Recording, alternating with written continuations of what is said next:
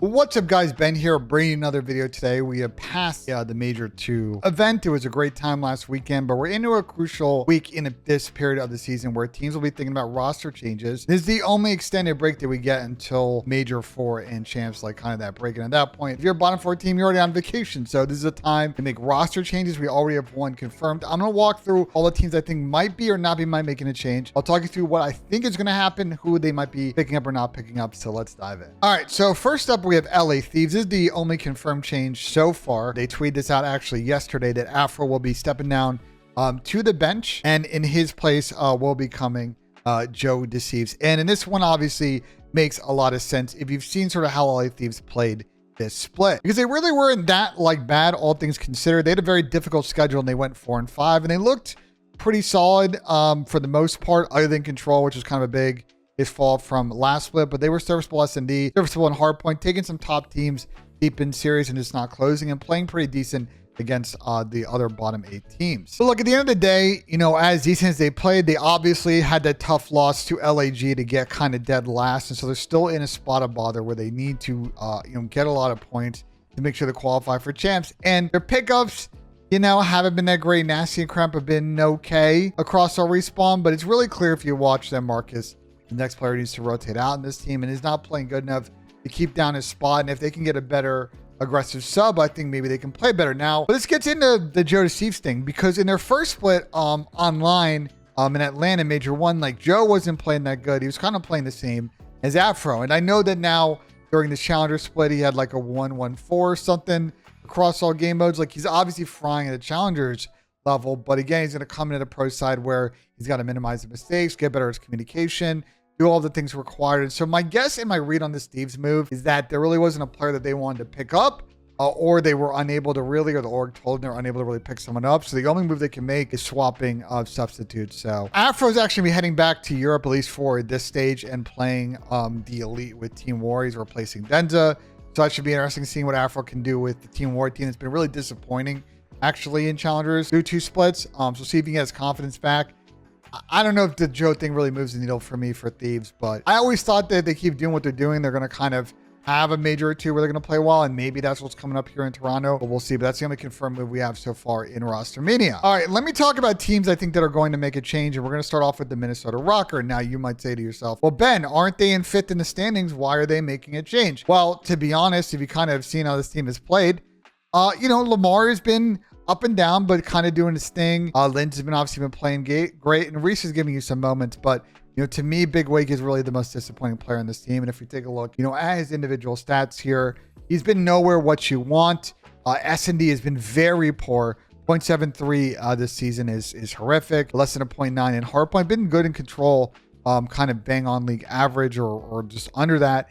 But you need him to step in there to modes, and he has been unable to do so through the first 2 splits. So I have a feeling they're going to rotate out and bring in another AR. So who do I think they're going to bring in? Well, couple of options. Obviously, Cobra could be a very interesting one coming from Europe. Has played with Lins before, but I don't expect them to deal with the European NA thing if it's someone that doesn't have a P1 visa already. So let's strike that one. I think the most logical next choice would be either 04 or Dak from the team with Classic, and large P gunless from the team that won Challengers at this event. In fact, I can also see Pierce also join this team. They really just need an AR who can play smart, drop some decent kills, and they're going to kind of be bang or bust depending on how Linz and Reese do. But at least I think they'd kind of raise their ceiling a little bit. They could also go ahead and pick up like someone from FC Black. So Lunars, for example, could be an interesting option. This is you're thinking about Challengers. Exceed, Dylan Rex. Some or one of those players I think could be joining this team. So that would be interesting. But I expect Minnesota to be making a change, and us to find out in the next couple of days who they are picking up. All right, let's talk about the Boston Breach. They're another team I expect to make a change, as they are dead last in the league right now. Not an obvious candidate to rotate out to this team. I think Asim played pretty well at Major 2 land, so he's not going anywhere.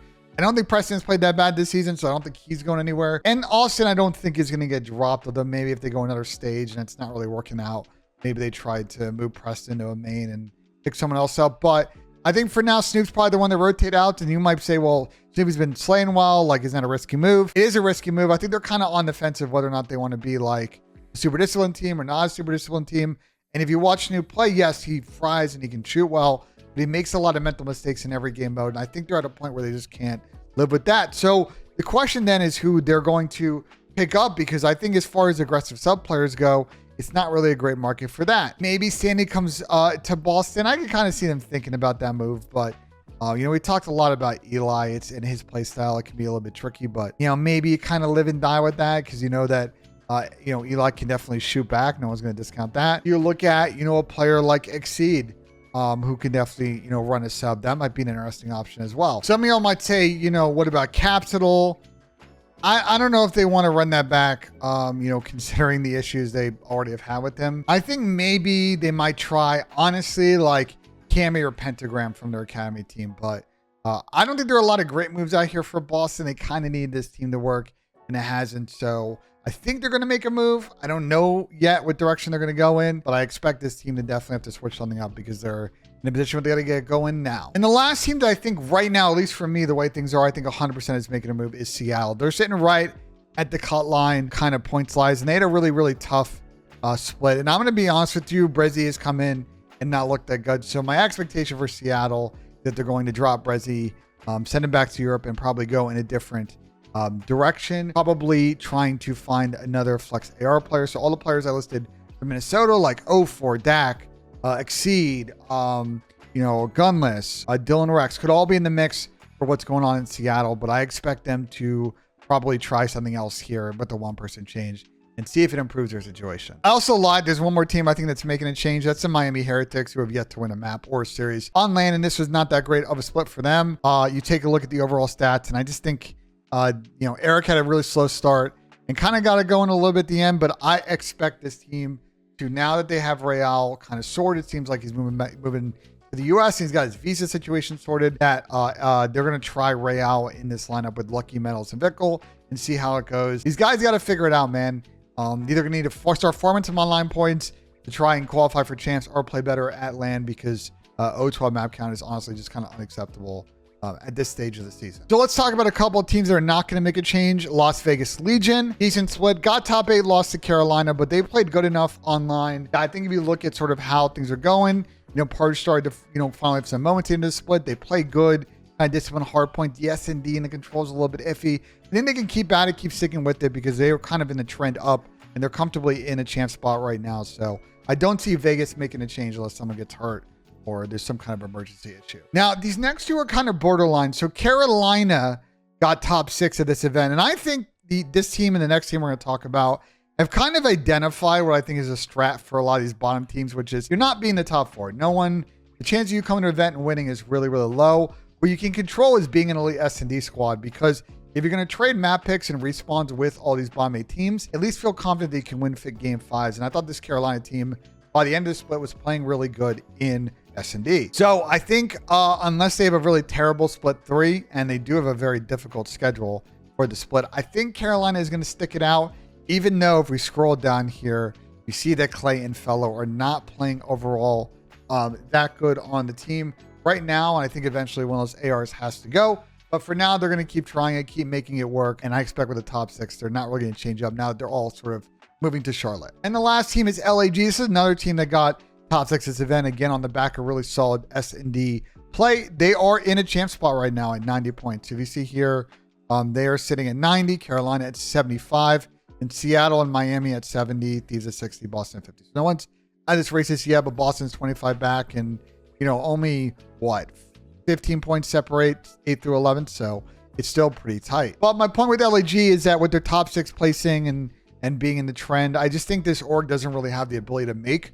a roster change other than, maybe bringing Flames in. And, just like with Carolina, their ARs in Assault and Diamond Con really did not play good this split. If I show you specific Major 2 stats, you see that Diamond Con had a big fall off from stage 1, and so did, Assault's kind of playing at the same level in comparison. Well, he actually fell off too. He was at a 0.99, now he's at 0.91. But my point is that I think they still have an AR problem that one of them needs to go, but I don't see them addressing it because of org situation. So they're going to stick with it and keep it going and see if they can continue to kind of put themselves in a position to battle for a champ spot going into the last split of the season. Yeah, I think those are all the team situations I know about. Like, I really don't need to talk about, Atlanta FaZe, they're obviously not making a change. New York's not making a change. Optic's not making a change.